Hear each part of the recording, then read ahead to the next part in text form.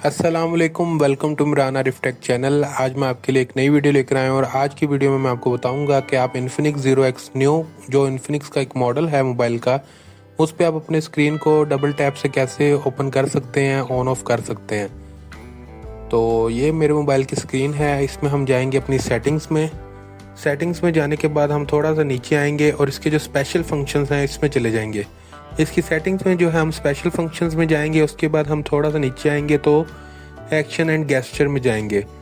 Action and gesture में जो है सबसे पहली ऑप्शन होगी टैपिंग बैक, इसको हम जो है वो अनेबल कर लेंगे। उसके बाद आप देख सकते हैं कि हम 2 दफ़ा अपनी स्क्रीन पे टैप करेंगे तो हमारी स्क्रीन ऑफ हो जाएगी और 2 दफ़ा हम स्क्रीन पे टैप करेंगे तो हमारी स्क्रीन जो है वो ऑन हो जाएगी।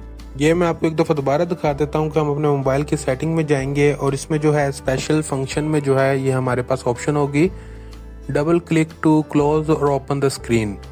तो हम यहाँ से इसको अनेबल कर लेंगे और बाकी जो फ़ोन्स हैं उनकी भी जो है इसी तरह सेटिंग्स में इसकी ऑप्शन होती है, वो थोड़ा सा आपको देखना पड़ेगा।